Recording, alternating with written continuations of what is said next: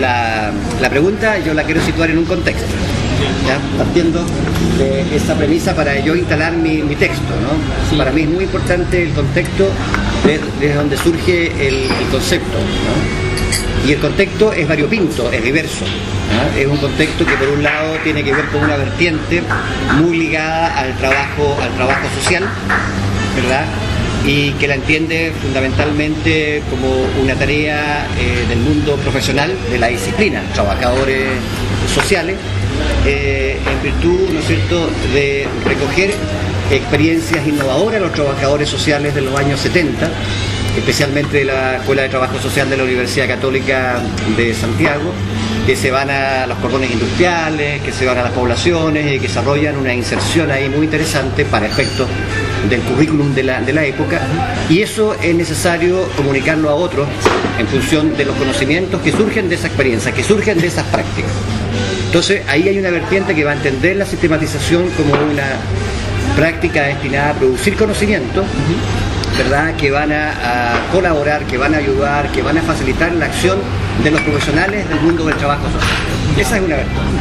Y por lo tanto, entendida de esa manera, se convirtió en un referente importante a la hora de lo que fueron las experiencias de sistematización ya bastante ya más avanzado, en los años 70, estamos hablando ya de los 80, dictadura instalada en Chile y existencia de un conjunto de ONG que van a abrir una vertiente distinta pero tensionada con esta otra.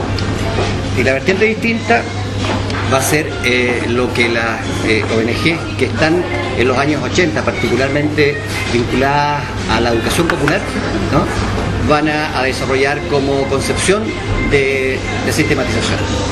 Van a tener un punto de convergencia con este primer referente del trabajo social, en el sentido de asumirla como una práctica destinada a producir conocimiento a partir de experiencias de inserción concreta, pero además le van a agregar el hecho que es una información que tiene que ver, en primer lugar, con el propio equipo que desarrolla esa experiencia, que desarrolla esa práctica, ¿no?, qué es lo que estamos generando, con lo que estamos llevando a cabo, lo que estamos generando a nivel de modelo de intervención social, de formas de entender la participación, de cómo estamos estableciendo lo que podríamos llamar nuevas formas de organización, que estamos entendiendo por actores sociales o sujetos sociales, la distinción entre actor y sujeto, ¿no?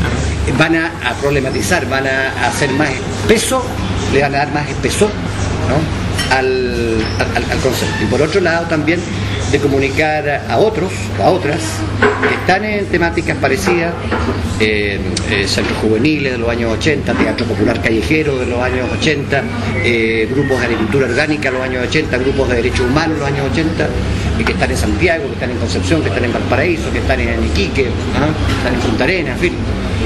Cómo esas experiencias les pueden ayudar a otros, ¿verdad?, a facilitar su trabajo, ¿verdad?, y su accionar en la perspectiva que era el denominador común de la transformación, del cambio social, que era un discurso muy, muy fuerte, tanto en la vertiente del trabajo social como en la vertiente de la educación popular. Concluyo. Estas dos vertientes entonces van a hacer que hasta el día de hoy se entienda a la sistematización, ¿verdad?, desde el punto de vista, uno, como una práctica destinada a producir conocimiento.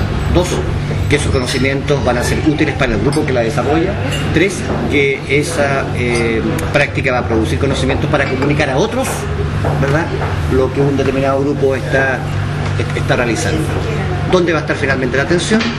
Si esto tiene que ver con una práctica primordialmente de carácter profesionalizante, o es un oficio que educadoras, educadores sociales, independientemente del mundo profesional, van a ser básica y primordialmente para optimizar su propio hacer en una perspectiva más de autoeducación.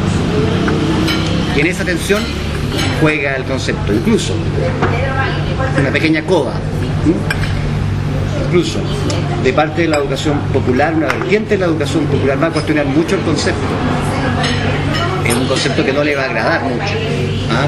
Porque sistematizar tiene que ver con ordenar, tiene que ver con jerarquizar, ¿no?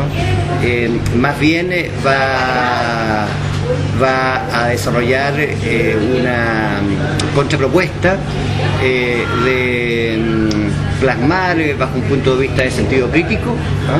En lo que se está haciendo. Van a instalar más bien el tema del sentido, ¿no? El tema de la singularidad de la práctica, del valor de lo particular, ¿no? de esa práctica, y van a jugar con otras palabras por la incomodidad que les provoca el traje llamado sistematización.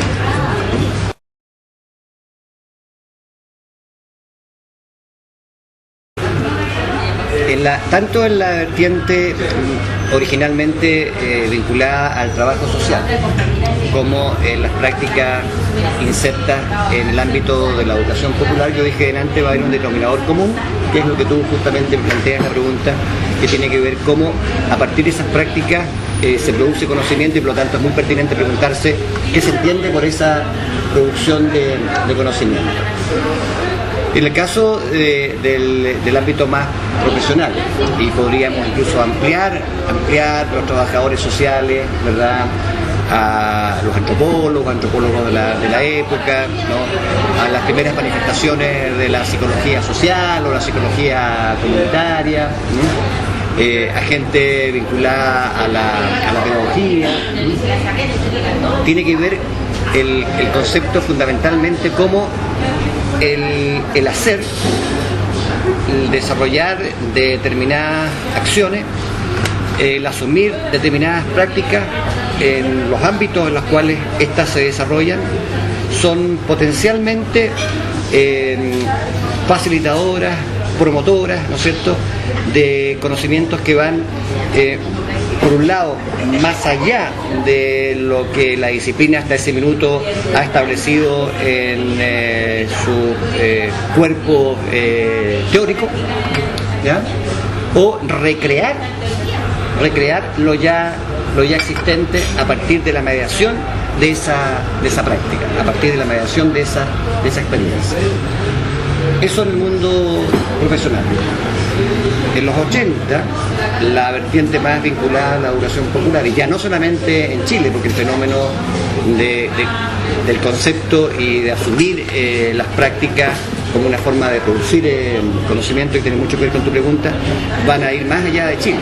Va a ser el fenómeno que vamos a conocer en las prácticas de educación popular de Centroamérica, particularmente por la influencia de la revolución sandinista del año 1979. ¿Ya? Van a surgir teóricos importantes.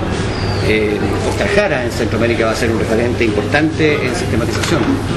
En Chile, el equipo de sistematización del CIDE, el Centro de Investigación y Desarrollo de la Educación, Sergio Martí, Horacio Walker, Juan Eduardo García Huidobro, Alfredo Rojas, la Flaxo, el equipo de sistematización de la Facultad Latinoamericana de Ciencias Sociales, encabezado por Jorge Cható, ¿no?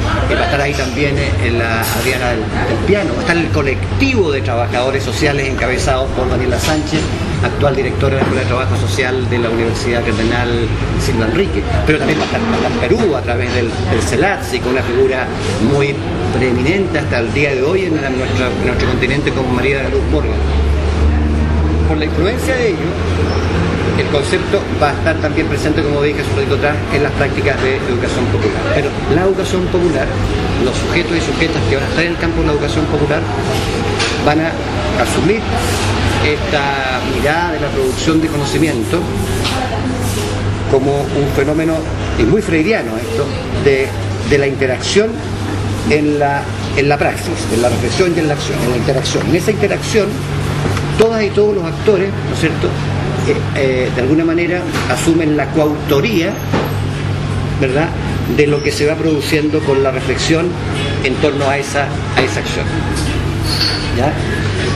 Y a esa reflexión en torno a esa acción, a lo que surja, participación, por mencionarte un caso, metodología, por mencionarte otro caso, organización, por mencionarte otro caso, grupo, comunidad, ¿no? van a hacer que en su discurso, frente a estos ámbitos, ellos se reconozcan coautores del proceso de producción de conocimiento. Y le van a disputar, por tanto, le van a disputar a la otra corriente, más consagrada, entre comillas, académicamente, ¿verdad? El que estos sujetos que son, parafraseando a un autor de la época, los condenados de la tierra, también son potencialmente, ¿verdad?, productores de conocimiento. Voy a hacer una coda. En ese minuto, muchos chiquillos, adultos del sector rural, poblacional, se preguntaba por qué los trabajadores sociales, por qué los psicólogos que quieren instalarse en el ámbito comunitario, social, por qué los antropólogos nos vienen a estudiar a nosotros. Porque cuando van a terminar una carrera tienen que venir a estudiarnos a nosotros. ¿Por qué nosotros no podemos estudiarnos a nosotros mismos? Cuando esto es cuestión de método. ¿Por qué entonces, decían en esa época, en los 80, que estaban en esa mirada en el campo de la educación popular, por qué entonces no nos apropiamos de esos métodos para nosotros producir nuestros propios conocimientos a partir de las prácticas en las que estamos cotidianamente involucrados, porque eso es parte de nuestra cotidianidad y es parte de nuestra vida diaria? Es práctica, digamos, en el hacer del vivir.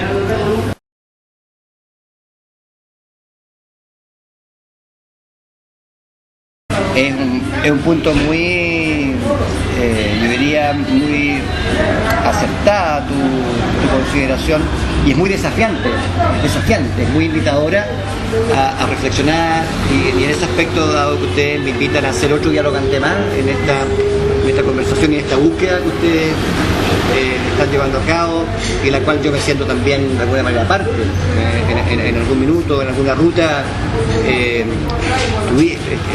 estuvimos ahí, y ustedes están ahora en nuevas reflexiones. Por lo tanto, es nuestra generación también la que tiene que adaptarse a lo que las nuevas están llevando a cabo, y hay que estar muy atentos a lo que surge de estas nuevas prácticas, ¿no? Yo creo que hay aportes que pueden ser muy interesantes y que están muy conectados con lo que decía anteriormente, ¿ya?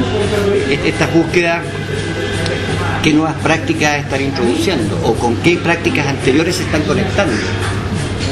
¿Cómo están entendiendo el proceso de producción de conocimiento? ¿Cómo asumen el tema de la coautoría? Cómo relacionan este conocimiento, como se decía en los 70, en los 80, para la acción, en función de, y aquí voy a usar tu terminología, en función del cambio social, ¿ya? Cuando esa terminología fue muy fuerte hasta principios de los 90, particularmente en Chile, y después prácticamente se abandona. Y paradojalmente las banderas las toman los grupos más conservadores. Los grupos más conservadores toman la bandera de un cambio bastante ambiguo, porque nunca se dice hacia dónde, de qué tipo, para qué, con qué, cómo, quién, ¿ah? Entonces, en ese escenario es que me parece muy pertinente tu consideración, y efectivamente, por lo menos en esas prácticas de las cuales me siento parte muy, yo diría, muy encarnada como proyecto de vida, no solamente mío, sino que de muchas y muchos que estuvimos en esa perspectiva en los 80, me hace mucho sentido, a mí al menos, tu consideración. Y efectivamente era una producción de conocimientos que tenían que ver, lo dije hace un rato atrás, tenían que ver con la transformación, tenían que ver con el cambio, ¿no? Tenían que ver con una construcción de sociedad distinta, diferente, ¿no? Y claramente para estas prácticas la transición fue una mezcla de cosas, por el lado nuestro de ingenuidad,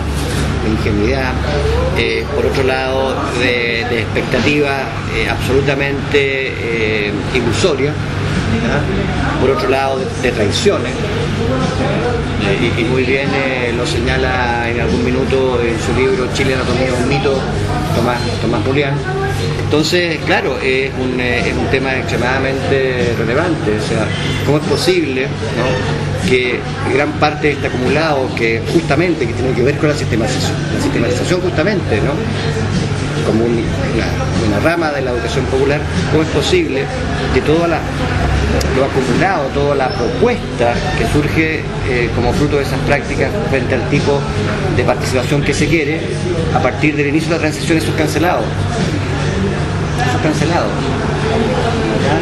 Como esas propuestas que querían profundizar el concepto de democracia, ¿verdad?, son desactivadas.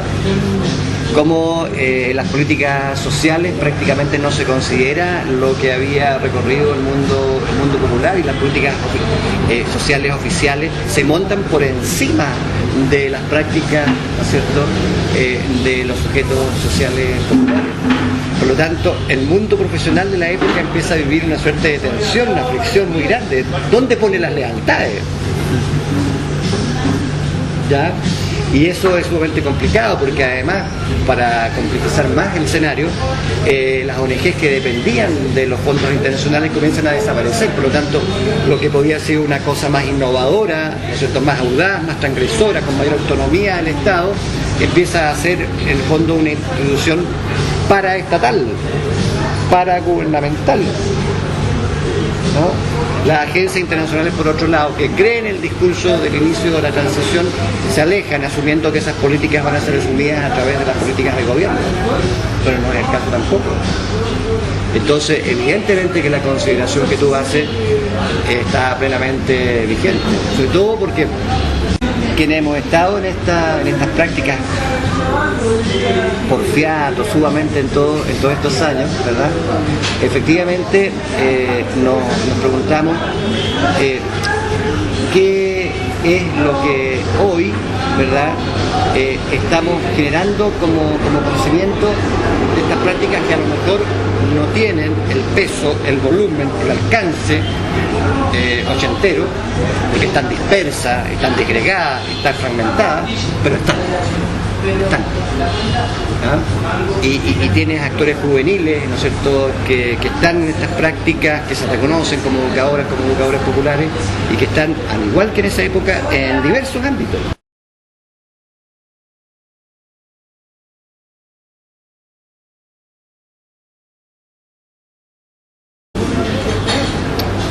Eso también requiere de contexto, ¿ah?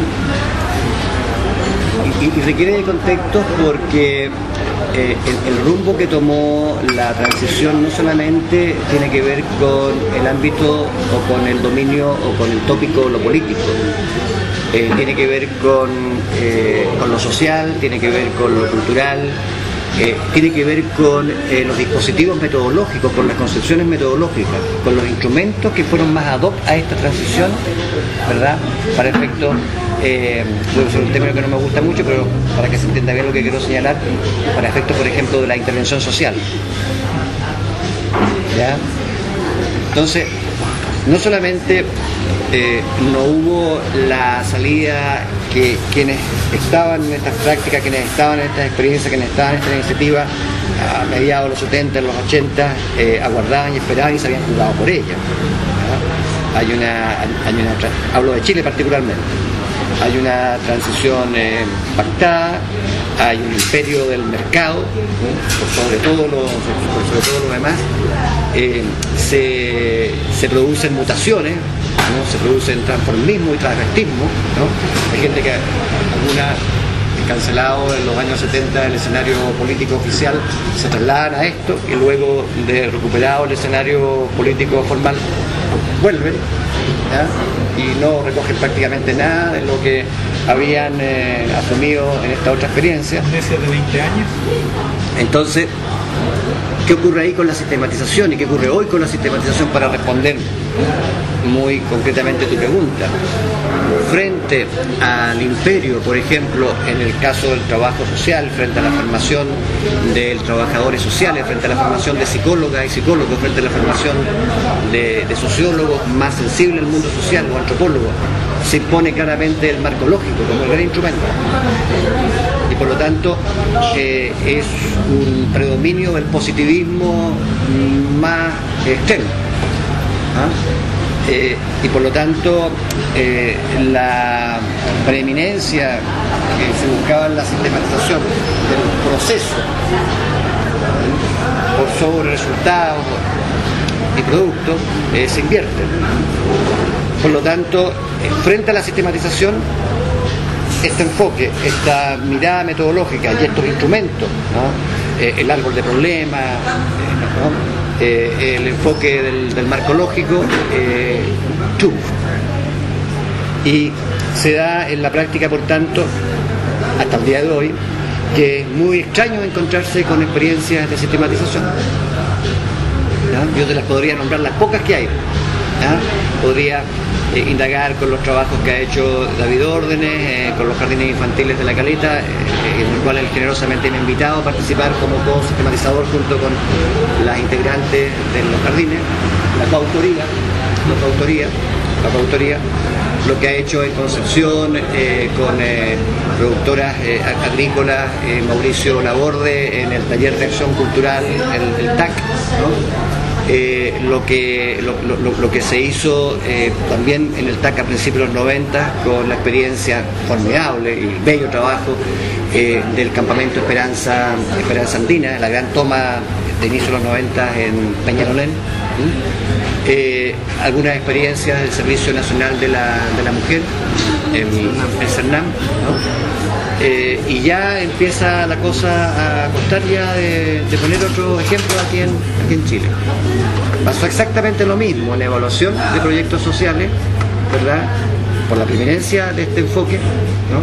Con la mirada que tenían las prácticas de educación popular, que era un enfoque primo hermano de la sistematización que se conoció con el nombre de la evaluación iluminativa. Ahora, la sistematización da la evaluación iluminativa, y la evaluación iluminativa deja también de ser un enfoque, un instrumento, una herramienta que se quede en este proceso de transición, pierde también frente a esta otra. Es decir, todo lo que tenga que ver con proceso, todo lo que tenga con participación, todo lo que tenga que ver con coautoría, todo lo que tenga que ver con otra palabra que tampoco me gusta mucho, pero la voy a usar para que se entienda, con empoderamiento del sujeto social, ¿verdad?, queda diluido y se impone una mirada estrechamente profesionalizante y fuertemente positivista. Ahora, que diga esto, no, ustedes me entenderán muy bien, no significa que yo comparta eso. No, es una contratación. Claramente. Pero que es dinámica. No es inmutable, es mutable.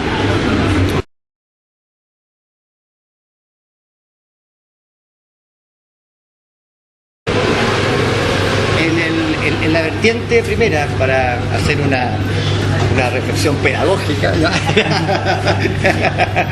Para sistematizar la conversación, en la primera vertiente hubo ahí referentes importantes en la católica, que es donde surge este primer enfoque de sistematización, encabezado por la directora de la Escuela de Trabajo Social de la época, Teresa Quirós, que de alguna manera yo diría es como muy pionera, es como responde de alguna manera, yo diría, a un inédito, es como avanzar a mano y sin permiso en el mundo académico.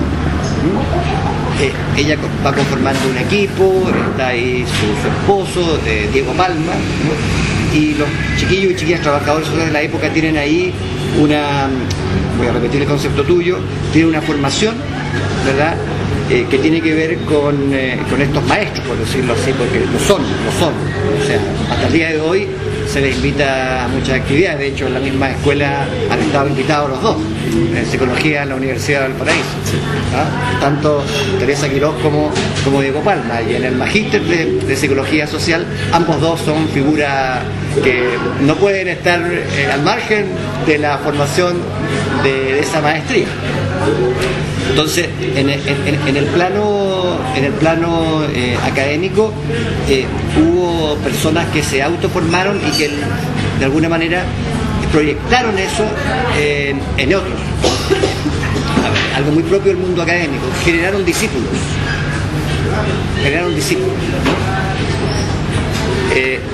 En el mundo ONG de los 80, muy vinculado a esta vertiente más profesionalizante, una institución como el CIDE, que tenía una de las vertientes sumamente academicista, ¿no? Que era el área de investigación, que luego por los años la institución se convertiría en la Universidad Alberto Hurtado, o sea, tradición jesuita, en fin. El equipo que encabeza Sergio Martinich, Juan Eduardo García Huidobro, Horacio Walker, es un equipo de también una rigurosa formación académica. ¿Ah?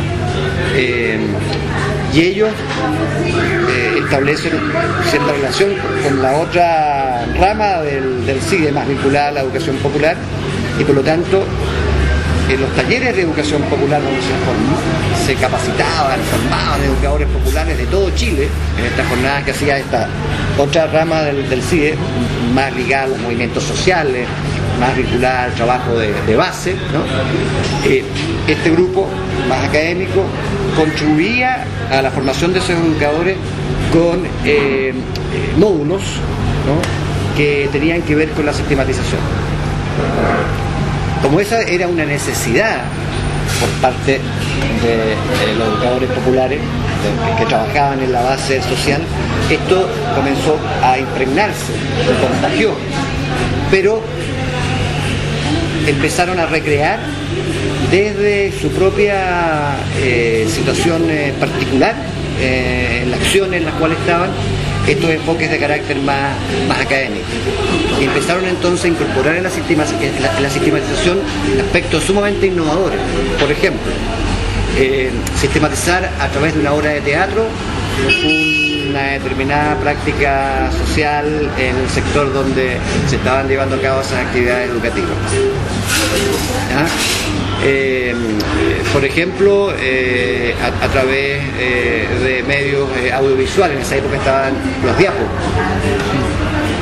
las diapositivas, en el centro de los años 80. Entonces, ir más allá del texto escrito, romper con la rigidez que podía provocar el texto escrito. Han ligado a la academia. Jugar con el arte, jugar con la cultura visual, ¿no? Y ahí empezaron a tener mucha sintonía con un grupo que hasta ese minuto no había aparecido tan protagónicamente, y son los historiadores sociales. La influencia de Salazar, que acá tiene sus discípulos en Mario Garcés, en Pedro Milo, la gente de ECO, hace entonces que empiecen a haber procesos de formación sistemático, que van mezclando todo esto que acabo de señalar, ¿verdad? Y que van dando cuenta de una acción permanente, yo diría que bastante rigurosa en lo formal, que va permitiendo a diversos educadores a lo largo de Chile ir formándose en el ámbito de la sistematización. Y a mi juicio, con la interesante virtud, ¿no?, que estos grupos que se van formando comienzan después a autoformarse y a recrear, ¿no?, y a crear un sello, una impronta bastante particular y muy interesante de conocer por su alcance, y vuelvo a lo que me decías tú hace un rato atrás, de generación de nuevos conocimientos.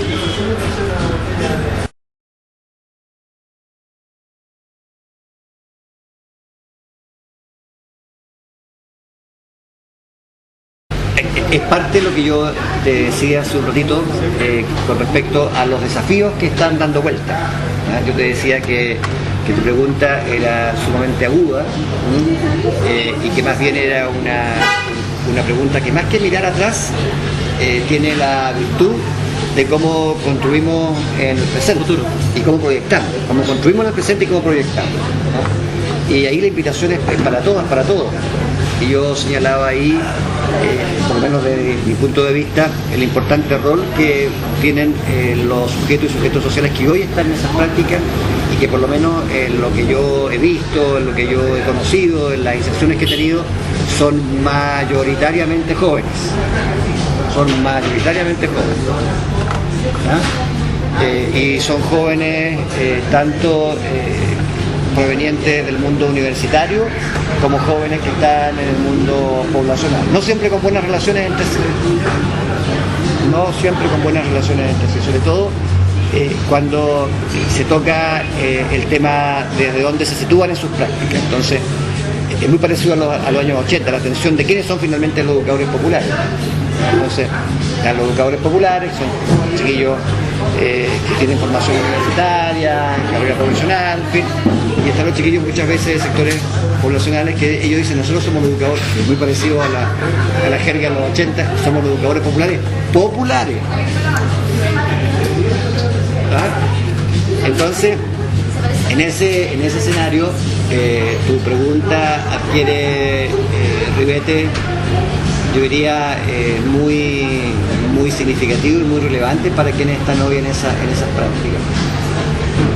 Yo, que en la actualidad más bien acompaño esas prácticas y aprendo de ellas, me atrevería a decir en relación a tu interrogante que es muy atractiva la conexión entre lo que están haciendo hoy estos grupos con lo acumulado en el ámbito de una sistematización en época anterior. Hay una necesidad, hay demandas por actividades de sistematización, de formación continua, constante, permanente. Las pocas instancias que hay de formación con grupos que están en el campo de la autoformación tienen normalmente esa petición, esa demanda por parte de estos grupos, tener alguna actividad, tener algún módulo, tener algún proceso vinculado a la sistematización. Pasa lo mismo cuando se les presenta el enfoque evaluativo iluminativo, es realmente un impacto. Y estamos hablando de una propuesta que surgió hace 20, 30 años, 1980, 30 años prácticamente. Y tiene una vigencia y un impacto enorme, recreado ciertamente por las demandas y necesidades actuales. Los chiquillos y chiquillas que se adentran en el mundo freiriano, que se meten en toda la concepción educativa freiriana, potencian mucho más todavía esto, porque Freire le da mucha relevancia a la sistematización, al ir comunicando el sentido de las prácticas, al tema de la coautoría, al tema, ¿no es cierto?, de cómo estas prácticas en el mundo de las ciencias sociales colocan nuevos temas, o cómo estas prácticas frente al conjunto de la sociedad pueden introducir nuevas conversaciones dentro de todo lo que implica el rol del lenguaje en el mundo freiriano como construcción de realidad. Entonces, extremadamente relevante lo que tú señalas. ¿Qué quiero decir con lo que estoy pensando y reflexionando en voz alta? Quiero decir que está el campo abierto, y que ese acumulado no está cancelado para nada, pero para nada, está plenamente vigente y puede ser muy sorprendente lo que puede surgir desde esta conexión y potenciado por las nuevas prácticas y por la dinámica que tienen estas nuevas experiencias que se están llevando en este ámbito amplio, voy a situarme en tu mismo concepto, llamado trabajo social.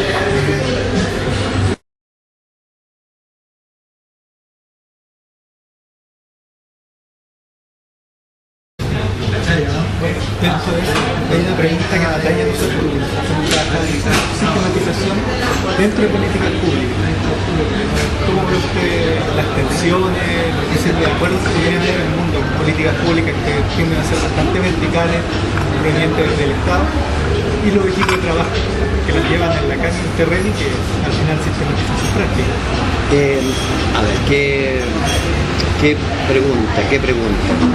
La voy a responder con toda sinceridad esta pregunta, ¿no? O sea, podría responderla bajo un punto de vista de, no sé, de ser políticamente correcto y decir que es un ámbito de una posibilidad cierta, que es un escenario que puede ser un espacio importante para el mundo profesional joven, innovador, inquieto, pero lamento ser escéptico en ese escenario. Y tiene que ver con lo que muy francamente voy a contestar frente a esa interrogante que tú planteas. Al menos yo veo esa relación entre sistematización entendida como uno de los ámbitos, señalamos al principio de la conversación, más relacionados con lo que ha sido el hacer de la sistematización en el terreno de la educación popular, ¿no? La veo al menos en fricción con el mundo institucional, que es quien elabora esas políticas públicas. La veo en constante roce, una fricción, un roce constante.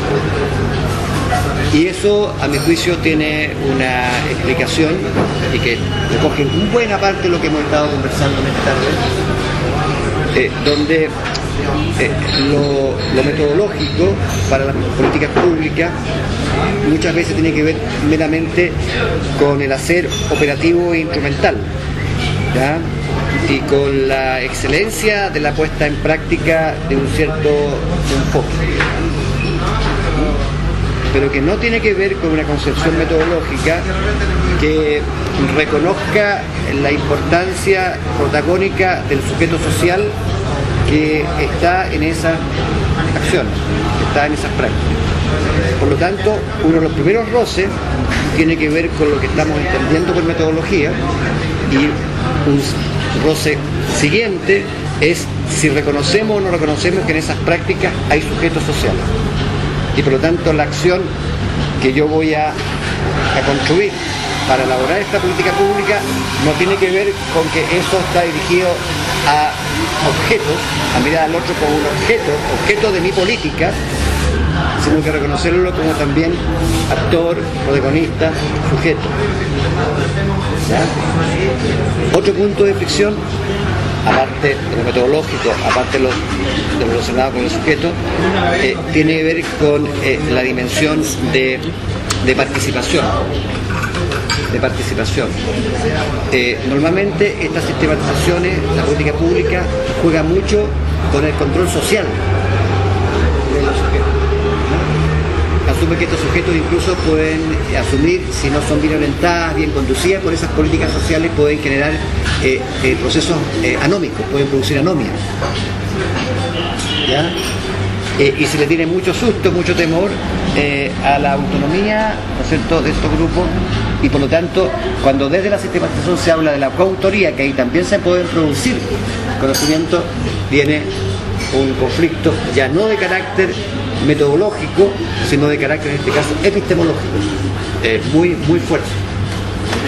Si le agrega a eso que esta participación tiene que ver con el concepto de democracia, con la comprensión de democracia, el mundo social que está en esas prácticas popular juega mucho más con la democracia directa, con la acción directa, que con lo representativo,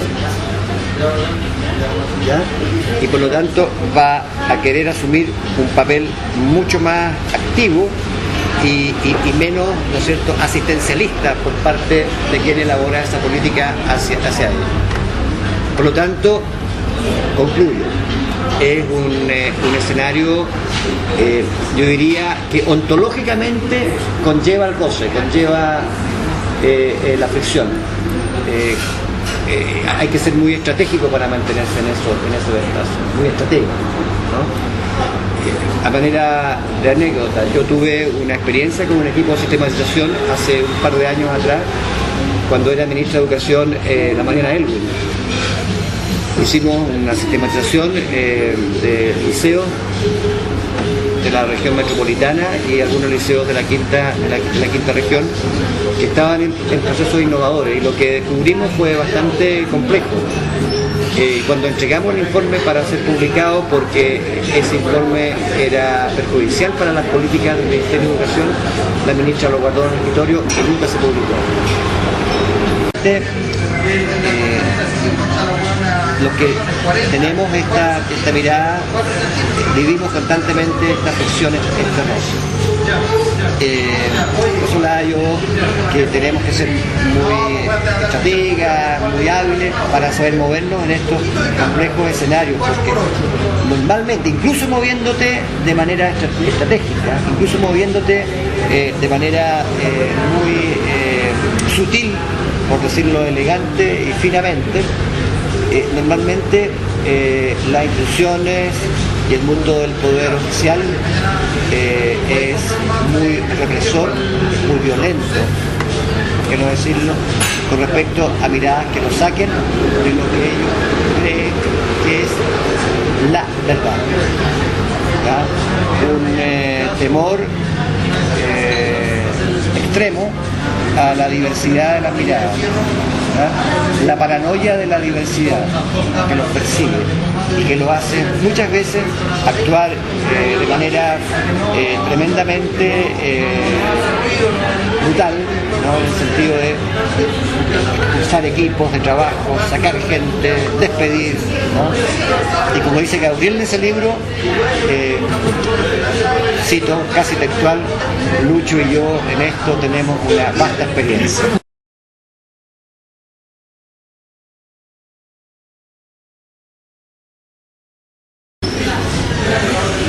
Yo quisiera llevarlo a otro punto de la sistematización, ya como práctica, un poquito como dando luces de qué sería la sistematización en sí misma, o sea, qué procesos, qué etapas implica llevar a cabo una sistematización de experiencia, desde su concepción. Desde mi concepción, ahí hay harto acumulado, bastante acumulado, ¿eh? Es una pregunta bien, yo diría, atractiva, porque es una pregunta que pone al centro el tema de lo metodológico. Es muy interesante, muy atractiva, muy operativa, ¿no? Y aquí hay un referente que puede ser muy útil para ustedes, por lo menos hasta esa época, que presenta un estado del arte de la sistematización, un trabajo hecho en 1992 por Diego Palma, publicado por el CEAL, Consejo de Educación de Adultos para América Latina, donde Diego hace una interesante presentación de las distintas vertientes de la sistematización con respecto a su hacer en ese minuto. Entonces presenta el enfoque metodológico del equipo del CIDE de la época, Martinich y Walker, que trabajan, ¿no es cierto?, la práctica a partir de una hipótesis de acción, ¿ah? Que bajo punto de vista operativo hace un contraste entre el proyecto declarado, ¿verdad?, y el proyecto efectivamente puesto en acción. Entonces hay una brecha entre lo que se aspira y lo que efectivamente se está haciendo. En esa brecha, en acción esa práctica, surgen las hipótesis de acción. Es decir, si estamos en esto, podemos hacer tal cosa para lograr esta otra. ¿Ya? Y por lo tanto, empiezan a surgir también bajo un punto de vista metodológico lo que podríamos llamar los ejes centrales de ese proyecto, sus apuestas más sentidas. Y esos ejes centrales en un proyecto, yo lo mencionaba hace un rato al comienzo de esta conversación, normalmente son los mismos. Aparece como un eje transversal la participación. ¿Qué está pasando ahí? Recojamos las miradas de los actores. Aparece organización, aparece sentido político, aparece cambio. ¿De qué cambio estamos hablando. Esa vertiente es muy poderosa metodológicamente, muy poderosa. La vertiente peruana, encabezada por la María de la Luz Morgan, ¿no? Lo va a situar más vinculado a una forma de investigación social. ¿Ya? Entonces, si bien es cierto, va a coincidir en el tema de los ejes, no necesariamente se va a casar, aunque lo considera, con la hipótesis de acción. Puede incluso jugar con una pregunta orientadora. ¿Ya? Pero sí va a coincidir con esta otra mirada metodológica de Martin y Walker, que es muy importante, que van diciendo al respecto sobre esas prácticas los actores de esas prácticas, los sujetos de esas prácticas. Oscar Jara de Centroamérica, por la gran influencia que tuvo en Centroamérica la Revolución Sandinista, va a poner el centro de la sistematización en los temas que están al servicio del cambio social. Al servicio del cambio social. Directamente. Es la dimensión más política de la sistematización. ¿Ya? O sea, una metodología no solamente de carácter operativo e instrumental, sino que una mirada metodológica más de carácter antropológico. Las ideas fuerzas, de alguna manera, que explican o fundamentan un hecho educativo. Esto es más profundo, bajo el punto de vista antropológico. Las prácticas entonces de hoy, en relación a tu pregunta, van a oscilar entre todos estos enfoques metodológicos. ¿Ya?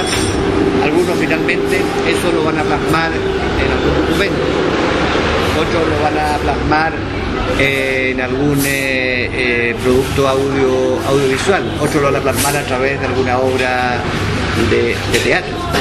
¿Ya?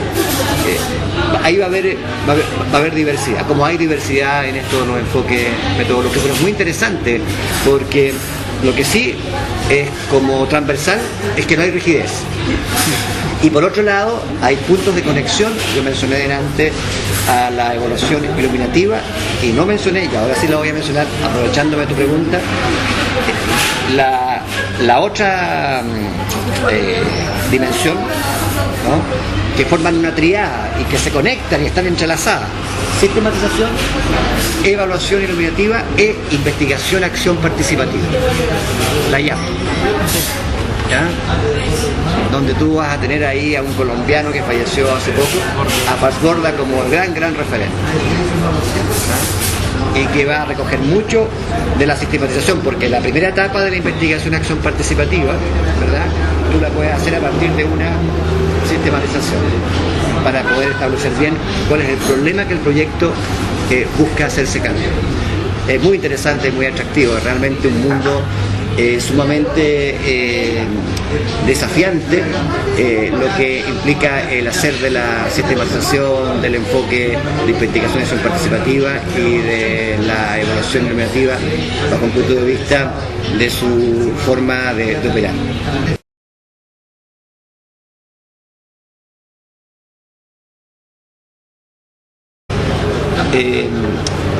El tema de la escucha. Pienso que Freire tiene mucha razón y hace un gran aporte cuando en este concepto amplio del trabajo social nos plantea la necesidad de construir y elaborar una pedagogía de la escucha. El tema de la escucha. Escuchar al otro. No es fácil, porque uno tiende a escucharse a sí mismo. No es fácil. No es fácil poner en acción una dimensión empática en el trabajo social. No es fácil. No es fácil asumir la concepción de sujeto, que es otro elemento que yo he aprendido en esta experiencia de sistematización, en el sentido siguiente, de asumir al sujeto como el otro que me complementa, no solamente como yo contribuyo hacia el otro o la otra en su constitución, sino que también como el otro u otra me constituye a mí. ¿Ah? Eso tampoco es fácil, porque implica una relación dialógica, implica a respetar ese mundo. O sea, esa frase de Freire, no hay docencia sin dicencia, nuestro neologismo que usaba Freire, que inventaba palabras y conceptos muy interesantes, no hay docencia, no hay una construcción que no incorpore ese mundo del otro. Me parece muy relevante, y en ese aspecto reconozco los aportes de un filósofo, si bien es cierto, posmoderno, pero que no deja de ser interesante para efecto de la sistematización. Me refiero a Gilles Deleuze, que el tema de la otredad en la sistematización también es algo que yo he aprendido y me parece fundamental, primordial. Y por otro lado, y tiene mucho que ver con la pregunta que tú me hiciste hace un rato atrás, y que la cual quiero conectar con esta que me haces tú, de la formación, yo siempre he pensado que todo esto tiene que ver más bien no con un enfoque estrechamente profesionalizante, sino que tiene que ver con un oficio. Y yo también, una cosa que he aprendido, me reconozco más bien en el ámbito del oficio, el oficio del sistematizador, el oficio del educador, más que asumir de manera ortodoxa, ¿no? Ciertos principios, ciertos enfoques o estrategias metodológicas a priori, ¿no? Eso también para mí ha sido una experiencia también, por último, que no la puedo dejar de mencionar. El liberarme en esto de cualquier a priori, ¿no? De cualquier a priori, incluso de aquellos que me gustaría que así fueran, ¿ya? Pero que muchas veces sufre la fuerte interpelación de lo que efectivamente es. ¿No? Me parece que siempre en las sistematizaciones, por la relevancia que tiene el proyecto en la actual están los sujetas que la realizan y las promueven, hay un fuerte componente de narcisismo. Yo diría que es constitutivo a la sistematización porque son prácticas muy sentidas, que involucran al sujeto en lo más profundo de su ser. Si bien es cierto, primordialmente tiene que ver con su estar. Sin embargo, ese estar toca su ser. Entonces hay una gran defensa de esa particularidad. Y si bien es cierto, eso puede ser en algún minuto un obstáculo epistemológico, yo invito, en primer lugar, en relación a esta pregunta que tú haces, a mirar ese propio ser, a mirarse.